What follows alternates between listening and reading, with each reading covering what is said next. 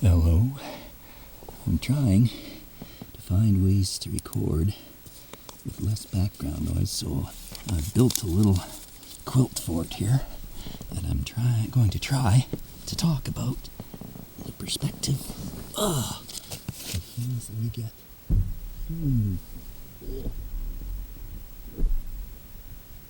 Usual time.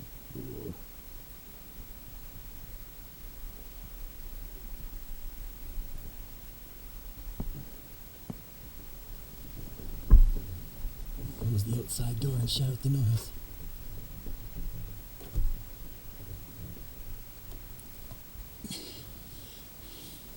When everybody is made to feel strangely like a celebrity, as if the whole thing feels kind of staged, and we're supposed to maintain all these rules, not transmit disease. So I'm going to try to give you personal attention from 6 feet away. This is slightly more than a 6-foot pole. I'm not one of those people who wouldn't touch you with a 10-foot pole. And I try to talk about some of the paradoxes of personal attention we get in times like these. Because I feel like we're in a movie. The whole thing seems so staged. And then that makes us wonder which movie. Recently, one of the most popular topics around for Google searches was, what is the name of the kingdom in Disney's movie Tangled? This was, of course, Corona. That's why people were looking for it. But in order to understand the place of Corona, I think you really have to look at another movie, ask some other unasked questions. Now, personal attention is something, and isolation, there are things that are associated with Tangled. Because of these distancing rules can come into effect for reasons other than disease. Most of us, of course, aren't going to have the disease and aren't going to be near people who actually do have it, that we're distanced from. So there are other reasons for being distanced. Some of these have to do with strength of fictional characters. If the character's somebody like Superman, that character has to maintain a certain distance, or at least not to get too intimate in some ways, because they can pose a danger to the weaker people they're with. The other one is celebrity. We're given a sense of simulated celebrity because we have to keep a distance the way that fans are kept at a distance from their idols at live concerts, so that the performer won't be crushed. But there's this question I got from Lindsay Ellis's analysis of another Disney movie, in which she conspicuously doesn't mention Tangled, even though she spends the whole time holding up a bottle of Corona beer. And I wonder if this is a coded way of analyzing the movie. So I came up with another question here to try to bring the two together. And that was, where do Rapunzel's powers come from? In the beginning of the movie Tangled, we're told that a drop of sunlight falls to earth. And that's what makes the magic flower that has its healing and rejuvenating and glowing properties that are activated when someone sings to the flower. So I had another question, which is, what is the most overlooked logical fallacy that we don't call into account when we hear mythology-based stories discussed? And that is, for me, the repetition fallacy, that people can think something is true just because they hear it repeated a lot of times. And if it's repeated in the present day, we say, okay, that's a lie, because you're simply listening to it and imparting truth into it because you've heard it repeated a lot of times. But if it's something that's been repeated for thousands of years, some people will write it off and no longer call it propaganda and instead call it art or mythology. So we give this double standard to things that are extra old or perceived as extra old. First, something may have been a lie, and a harmful lie for many years, simply because it benefits the people who are telling it, and the people haven't changed over those thousands of years. That could be one reason for a lie. The other is that we are simply given a new version of an old mythology and told that it's thousands of years old and has stood the test of time, when in fact it's just been revised for the sake of a recent movie or movies. That's something we're looking at with Tangled, I believe, and with its precursor movie. That is, I believe, Hercules, the one that Lindsay Ellis discusses but doesn't discuss, and seems to refer to in its connection to Tangled only by coded means, by holding up the bottle of beer named after the kingdom in which the Tangled tale takes place. Hercules and Rapunzel have a lot of similarities. They're both abducted, taken from their original birth parents. They both have a scene in which someone who's cast as the villain is defeated by having feet tied together by someone of far lesser size and strength, and then the villain topples and falls from a height and dies in the plunge. This is a Cyclops in Hercules and another in Tangled.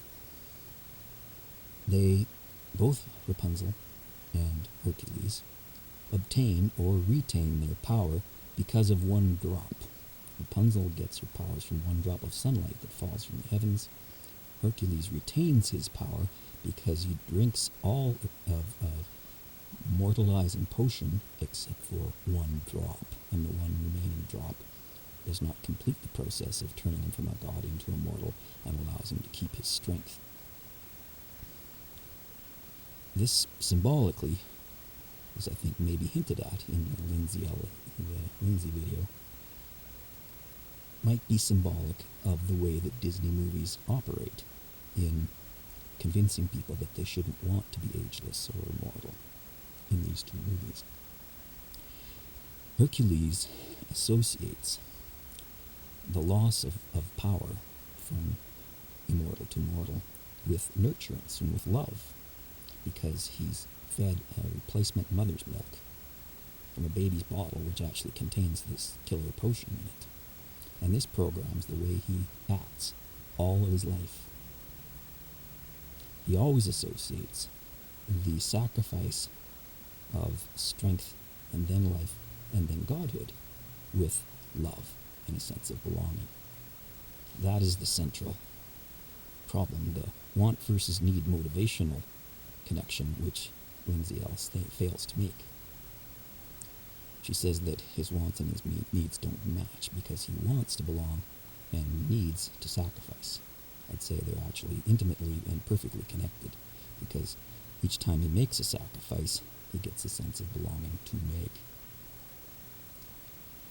Rejuvenation and the ability to raise the dead and glow are common to both Rapunzel and Hercules. And they are discovered at times when the characters are underwater, and or disclosed at times when the characters are underwater and on the brink of death, in both cases. Both Hercules and Rapunzel fall in love with people who pose a danger to their powers, who actually try to take their powers from them, or who require that they relinquish their powers in times of crisis. Both Hercules and Rapunzel are strong, although in Rapunzel's case the magic is confined to her hair. She can swing around by it and tie Flynn up with and so on. And both of them descend to earth like a drop of sun. Rapunzel from her tower, and Hercules from Olympus, twice. But the question is, after Hercules becomes divine and glowing, evidenced by glory, and capable of making himself young again, because he's been given these godlike powers, he goes to Olympus and relinquishes his godhood so that he can go back to Earth and be with Meg. But what happens to his godhood when he gives it up, when he kisses Meg? Does it just disappear, or does a portion of it form that droplet that falls to Earth and makes the flower that gives Rapunzel her powers? That is the possible connection between the two Disney movies. Now, there are questions of personal identity that come up in virtually all the Disney movies of the 90s. Someone wants to have a sense of belonging. In Hercules' case, it's a very expensive way of pursuing belonging. The word belong is very strange in that it sounds like you're going to exist, you're going to be for a long time. Go the distance, as he says in his title song. But in its dictionary meaning, it has to do with relating. You belong by having a relationship to someone else. This is the one he speaks with Meg. Or by being owned. Belongings are things that people own. And this is, I think, crucial because when he meets Meg, Meg is owned by someone else, however much she wants her freedom. She is owned by Hades because she's made a soul contract with him. And this may be why Hercules is attracted to Meg in part. So, in the back-to-back scenes where Meg is offered her freedom by Hades, and Zeus is told that Hercules must do more than he has done to become a god and doesn't tell him what, we see what has to happen. Hercules must sacrifice, make himself available to be destroyed by Meg in order for her to be free. And this eventually sets in motion a Star is Born type dynamic, where someone who began as immortal and God descends, loses his power, and passes it on to someone else. This is not fully evident at the end of the Hercules movie. The full cycle doesn't become apparent until Tangled, years later, because his power is passed on to Rapunzel. One star falls, another one rises, so to speak, where the deific power is passed from one to the other. And this is having to do with a sense of identity as well, because even stars are quite limited sometimes in the way that we perceive them.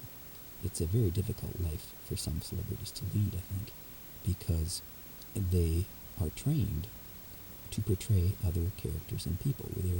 Their job, especially as actors, is to have us look at them and imagine them as someone else, or many someone else's.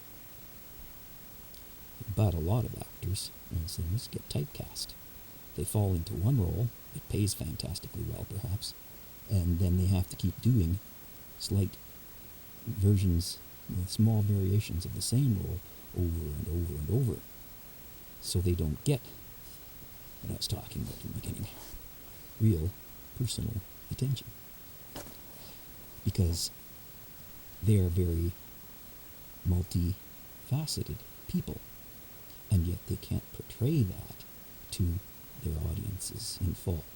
They might get trapped in one role and be expected to keep doing it. And this makes Hercules' wish to belong, to feel like he belongs, and have his sense of belonging defined by his relationship and enslavement in some ways to only one other person. That makes a very limited way of living, and a very self-destructive one. The one I think that's promoted by the movie in that it borrows so much material from other places, symbolizing a loss of creative capacity and creative activity, and a loss of individuality, a loss of the full ability to portray the full extent of oneself, and almost stealing from other movies. One of these is The Natural, a baseball movie with Robert Redford, because Meg refers to Hercules as Wonder Boy. And Wonder Boy is a reference from another movie. It's the bat that is cut from a tree struck by lightning that the character who plays baseball, played by Robert Redford, uses. So Hercules borrows all these things, and I think it's part of the culture that we see today on the internet, in that it's not only anti-creativity in some ways, and not having faith in one's own ability to draw an audience and tell an interesting story, but in the same story, it's also anti-immortality, it's anti-life. It's the opposite of the mythology of Hercules, who worked his way up, developed his character to the point through his 12 labors where he was rewarded and made immortal. That's the opposite from Hercules, the Disney movie, because the ancient mythology is about getting immortality. Hercules, the movie, is about giving it away. And that's what I think the unspoken underlying premise of Lindsay Ellis's critique, in that she doesn't come out and quite say that. She just waves the bottle of Corona around. But a movie in which the character has an arc, building up his character, building toward a certain goal, has a different dynamic, and in some ways is more satisfying perhaps than one in which he just destroys himself to get what he wants, and to get a diminished sense of selfhood. There's irony in the whole thing, in this rewriting of other stories, in that the Greek chorus muse singers who give us the background to this story say in the beginning, that's the gospel truth. It's not even the Bronze Age Greek mythological truth, first of all, and it's definitely not a lot like the gospel. The Titans, in some ways, were certainly not just grunting heaps of matter. They thought and acted, and some of them were the parents or the predecessors of the Olympians. They're just a different generation, and they weren't all that different. One of them was credited with presiding over the Golden Age, Cronus, in that version. Although, of course, in other versions he's not such a good character. But there's this father-son power struggle, which I've talked about in my donkey video before. And the son takes over the father's place by reproductively mutilating the father. But the father, who is donkey-traded, as I've said in the previous video, afterwards behaves better and is sometimes a more sympathetic figure than the son who took over from him. This is symbolized in the story of Jesus when he is an immature donkey. The reproductive urges of donkeys are what make them difficult to get along with, and violent and dangerous at times, but Jesus comes in riding on a donkey which is immature and does not yet have those urges, and has not naturally had to be fixed or altered in any way. So that's partly why he's identified as the son. Now, when Hercules makes his entrance into town, into civilization, the first time we see him do so in the movie at least, this is reversed. Rather than riding in on a female donkey and representing a young donkey, he pulls the female donkey in on the wagon because the old female donkey has pulled up lame and has had to have Hercules take over for her. So this is the opposite of the way Jesus is portrayed. Hercules also has the opposite set of powers, essentially. He doesn't have any healing or rejuvenating powers for very long. Mostly he just has strength and is an action hero, which is not the same as what Jesus was. Well, there's a lot of reversal in that he gains his divine powers only after dying, whereas Jesus has his from the get-go, as soon as he reaches maturity at least. We have our situation that we're in now, resembling Rapunzel's in some strange ways, and resembling ancient heroes. Whereas Rapunzel is a little like Samson, in that her power resides in her hair, and she's at risk of losing it if it's cut. But of course now, one of the big problems that people run into, that I'm running into personally, is that one's usual hair cutter becomes inaccessible in these times of isolation, as the business is closed and you can't go and get your hair cut the way you used to. Coronavirus and other respiratory illnesses can also wreak havoc with the voice, and this is the means of activating the healing and rejuvenating magic that Rapunzel possesses. She has to sing to do it. Isolating, then, from this coronavirus is important in terms of keeping one's voice and being able to activate one's powers. A question that we see then, when we're all put in this situation, It feels like this movie. And it's a movie about convincing people that they shouldn't become healthy and younger and heal, even when they have the capacity to do so, and isolating them from each other so that they won't be able to heal each other. Then are we all, if we are put in this position, is there some underlying assumption that in some way we do have the power to activate these sorts of things? The way it seems to me that these movies are made, and the possible reason why they might be made, to talk people out of making themselves younger and healthier and ageless, would be that somewhere someone is operating under the assumption that our implied manufactured consent matters. If we get up and we say and we sing that we want to be young and healthy, there must be some power then that can't refuse us if we say so. And that perhaps might be what's behind the whole propaganda push. Hercules the movie has some interesting ironies in it. Not only that it says, that singers say that's the gospel truth, and it's definitely not following the path of the Gospels, but Hercules has to be mortal. In the original, or at least the version of the myths that I've read, in the story of the struggle between the gods and the giants, which is the basis of the story of the struggle of gods and titans in the Hercules movie, in Disney's version. In that, there's a prophecy seen by Hera, this is the old Greek version, that the gods, if they are to defeat the giants, must be helped by a powerful mortal. And of course, this turns out to be Hercules. But if it's critical that he must be mortal to decide the course of this battle, then when Hades gives Hercules this mortalizing potion to drink, he is setting up the circumstances of his own defeat. Because Hercules has to be mortal to fulfill the prophecy that the gods must be helped by a mortal in order to win.